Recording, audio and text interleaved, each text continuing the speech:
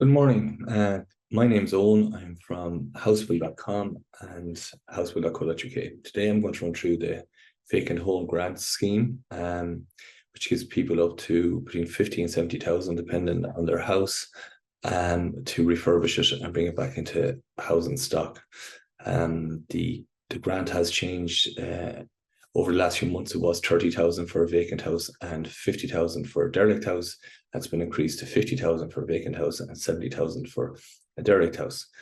But there is some pitfalls and some things that you need to know. I went through the first round of the scheme and luckily enough, I got approval, but not without some trials and tribulations. So I'm going to run through the whole process with you to make it easier for you to digest and understand and what else you do require to get to avail of the scheme. So I'm going to run through all of this. So I'm going to share my screen and go through all the details I had to provide, and so which you would probably need are some things that you will need to avail of the grant. I'm going to share my screen now. Desktop, okay, share. So here we go. I'm just coming into my screen. I have to minimize this. So if you Google vacant homes grant, you come through to here, and this Government of Ireland gov.ie, and you click on that, and it brings you through to here and how to apply. And if you go down through here, apply, this is the application form. So you can view or download. I've just previously downloaded this. So hold on, I'll download it here. So this is the Vacant Property Grant. You run through the application form about this form. And what is the form? It's a form you send it into your local authority. The applicant will need to, the conditions for the grant are to live in the house as their principal primary residence or make it available to rent on completion of qualifying works for the dwelling. Originally, it was just for people to live in as their principal private residence, but they changed this to make it more open to the market, so as to bring more housing stock back on.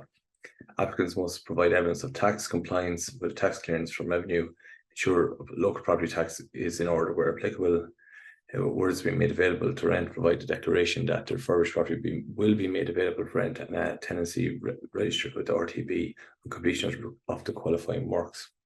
Agree to the clawback conditions set out on page 9 and have the grant application approved before the work in respect of which the grant is being applied for.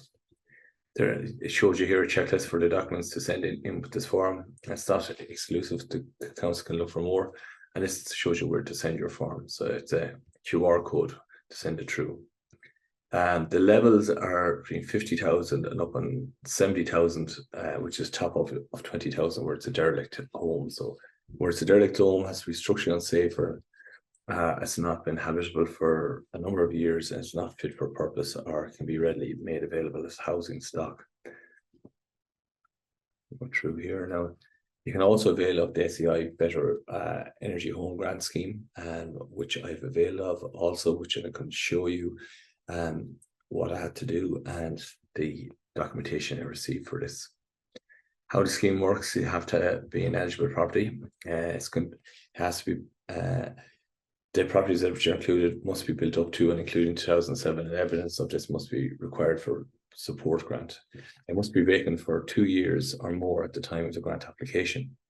We need to prove that it was vacant for that period. Confirmation of vacancy can be validated and verified by the use of, for example, utility bills, etc. For a property to be deemed derelict, structurally unsound, or dangerous, the applicant must confirm this by submitting an independent report prepared by a suitably qualified person. Normally is an engineer or an architect. The property can also be deemed derelict if it's on the derelict site register. You need to provide proof of ownership, evidence of ownership for the grant, which we need to provide to local authority. May consider a number of different ones: a title deed, evidence of payment of the local property tax, a mortgage statement dated in the last 12 months. This is just, it's standard stuff. There's more detail here, but this is a brief overview of what's required. The types of works goes through what you can avail of: demolition, strip out, site clearance, max 50,000 for vacant, max 70 for derelict. Substructural work: substructures, foundations, rising walls, bed slabs, damp proofing, underpinning. So in many areas in the country, for your damp proofing, you'll also have a DPM, but you'll also have a radon barrier. Superstructure works is your internal and external walls where they may be cracked, or chimneys, etc. Your roof is if it's falling in, if it needs to be replaced or upgraded. Internal intermediate floors, that's the floor between the ground and first floor. Your stairs and other structural members. Then your completions will be going through your windows, doors, architraves, ironmongery, etc. External completions here is external doors, window sills, window boards, sills, etc. Internal completions will be your doors, frames, architraves, ironmongery. Also included is skirtings, fascias, soffits, rainwater goods. Fascias, soffits, rainwater goods, they're up around the roof, and it's your gutters and downpipes. This again, roof completions, gutters, downpipes, soffits, etc. Then you come through to your finishes, so it's tiling, waterproof. These are the amounts available for each one of these areas, the available grant. And these elements, it's a maximum cap on specific elements inclusive of that, based on a 2-story, 3-bed semi-detached. So they're taking your average house in the housing stock in Ireland and apportion a cost towards each one of these. Services, your services are your mechanical and electrical services, which includes your electric cabling, your plumbing, your heating, your ventilation, your power, your lighting, your telecoms with your broadband, your smoke and CO2 detection. Your fittings then would be your kitchen units, your bathrooms, any sanitary ware, and then external works. You can get a max grant of 7,000 for your external works. If you're doing an extension, again, you can get up on 50,000 and a max of 70,000. Professional fees associated with works, 10% plus VAT of the net construction costs, or 40k, whichever is the lesser. So you can have a max of 14k, you pay for professional fees or less. So it can be 10% if you plus VAT. So if your total comes to 200,000 and 10% of that is 20,000 plus VAT, you still only get 14,000 for professional fees.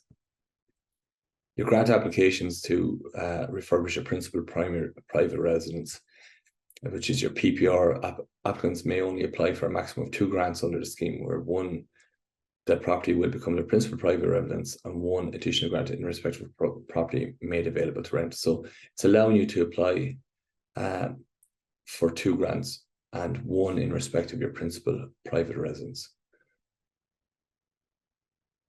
Applicants must provide evidence of tax compliance, tax clearance with revenue, etc.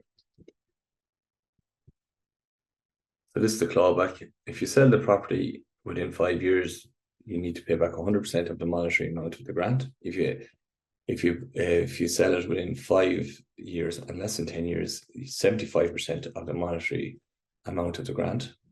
And after 10 years, there's no clawback. You then get a letter of approval if you're successful from the local authority. And here's the application form. So I'm going to actually run through, I went through the previous one. It's very similar. I'm going to run through the previous application form and then go through all the items that I need to provide. So here's the previous application form. Just going to run through down to. So I had to provide my name, my details, and how I could avail of it. These eligibility requirements have now been removed. This is some additional details on the house. It was a derelict house, and we'll be doing a number of episodes on the refurbishment of the property over the coming months. The address of the property, its area code, how long has the property been vacant in months, will the person, a condition of the grant previously is you had to be living there. That is no longer the case. Yes, it was a semi-detached. Is the property compliant with LPT? Yes. Vacant home refurbishment grant, including derelict property top-up grant. That's what I went in for. And then I got a quantity surveyor to do an estimate of the remedial works and renovation works based on successful planning I achieved from the county council, and these are the estimate costs that that's including that was for the refurbishment and not with the extension. Applicants should provide a quotation in respect of the works. Can you pay for any extra cost that is not covered by the grant? Yes. So that's saying I can pay for it. How many alarms are already installed in the home where the work will be done? There was one smoke detector in the house, but it wasn't working. So that was it. I signed it and I put through everything that way. So now I'm going to run through some of the information that was required. So I'm going to, so here now it's going through to my folder. So these are the reports I needed for the grant. So I needed to provide my original BER. When I bought the house, this is the BER, it was an F rating. This is the advisory report for the house from the SAI when the person did the BER originally when I bought it. Let's go through, it's just a standard advisory report. This is to prove that the house is vacant. I bought it off the company, these are auctioneers, BV, and the person selling it, it was vacant for a number of years before I bought it, and this was the proof that the premises was vacant for in excess of 2 years. Here's the cost estimate that I got from a QS. So I had to hire a QS which is a quantity surveyor or cost estimator, and this is the cost they gave for renovating the building and extension, just the major structural and building costs. Here's a letter from my solicitor confirming that I'm the registered owner of the premises. Again, another letter from my solicitor when I had to prove a number of different things, that I'm the registered owner of it, and that I had to prove that it would be my principal place of residence. This was before the grant scheme was changed and now can be available for rent, but it will be my principal primary residence. I also had to provide a folio map proving that I own the property. So you can buy that off landdirect.ie, and you can purchase that for €5 for just without the map, and €40 with the map. So if you need to get your folio, go on to landdirect.ie, highlight your building, click on it, and you can buy the folio. Here's an estimate cost this is from I also had to provide a report that there was what upgrades needed to be to make the house livable, and what's needed as part of it. This is from electrician. This was an estimate of the overall costs from the original time to when it will be 313,000. So there's a lot in that. I also had to prove that I was renting elsewhere previously. The council were very rigorous in their dealing with this because it's one of the first applications that was made to the local authority. So I was made to jump through numerous hoops. So I hope you don't have to do it, but this is something I had to show that I had a lease agreement previously and I was renting a place while I'm doing it up. And for the years in between while I had sold previous properties to buy this property. This is a letter from my accountant also to state that all my tax affairs were in order, and this will be my principal private residence for the tax years 2020-21. Then again, this was from a plumber stating that there was no working heat in the place, the existing boiler is not working, not fit for purpose, and this is what I need to do to meet current regulations. So these are some of the reports I needed. This is the report I needed to get avail of the Derelict home grant. There was a lot of issues with the property, and this is a report from an engineer which we used to avail of the Derelict home grant. At the time, the council weren't aware that the regulations hadn't changed, so it was the original grant proposal, and the way it was worded, it didn't state that you couldn't have any other properties, but if you owned another property. And originally when I submitted, because I own another property with a sister of mine, which is an investment property, they weren't allowing me to avail of the grant. And unfortunately, I do not qualify. I had to appeal this and make a case to the local authority, and I was successful in getting the grant from the local authority, which is a massive help when you're renovating any property. So it's worth appealing if you feel that you meet the criteria. The criteria wasn't set in stone originally, and now it's a lot more flexible, so people should look to avail of that. So they were the key things I got from it. Then I also went for the deep retrofit scheme, which so I had to get an I had to get a home energy assessment. So this is the technical assessment done by a home energy assessor. So I went through a one-stop shop to do this. So this is the assessment. This is the detailed dwelling report as the output from Deep, which is the software used by the BER assessors and home energy assessors in determining the BER and of the house and what's required to upgrade the heat and the energy efficiency of our property. So this is the roadmap. This is the one-stop shop, and this is the roadmap from the home energy assessor. And this is what they've come up with, what's required, and what, by providing each one of these items here, 1 to 12, I can get from a D2 up to an A1. So that's what I'm aiming to achieve, get to an A1 rating for the house, because I want it to be a comfortable principal private residence. Here again, that's the detailed dwelling report.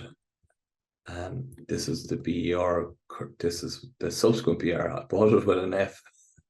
The home energy assessor, when they did it, they came out with a G. So even since I bought it, it went down. So here is your home energy upgrade advisory report as done from the home energy assessors. So it's going through where it is now and where is the potential. And I'm ideally trying to get it to an A1. So as you can see, my roofs are very poor, walls very poor, windows very poor, floor very poor, space heating, water heating, renewables, none. Same potentially A2, hoping to get to an A1. And this is what they look through, the external doors, grant available, where there's grants available for all of this. Floor insulation, 0.18. It's fairly costly. Comfort allows some comfort. It's a suspended floor in my existing house, and I will be putting in an insulated floor in the extension.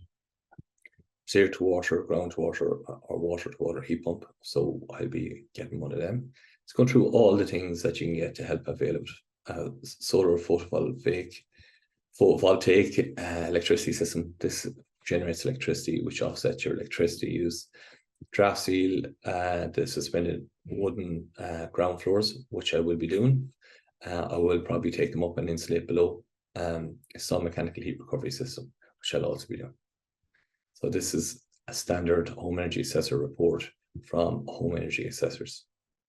This is then the estimate costs of just home energy assessment upgrades. That's without any other structural ones. So it goes through the insulation, the screed, the roof, the insulation, each one of these, the walls, by replacing the doors, by providing a heat pump, providing ventilation, then blocking chimneys, the photovoltaics. This is a post-BR certificate. So these are the costs that they're looking at. The cost of works total 29,000. There's VAT, that's exclusive of that. So there's another 12,000. That brings it to 101, and the project management fee is 8,000. It brings it to 109. Your grant funding at 24, and from these works there's carbon credits. So the carbon credits total 1,000 brings it to 25. So your 109 minus your 25 is 84,000. So this is what the one-stop shop look for you to pay up front: 60% for commencement, 30%. Mid-project, and 10% on works completion and before final BR. So your total payment for the homeowner is 84,000. And this is the total grants I can avail of. So I hope that was informative for you to hear today. I'll do a few more episodes on my renovation, and I hope you may find that beneficial. So look, best of luck with your vacant home grant and your renovation, and thanks for listening to me today. Thank you.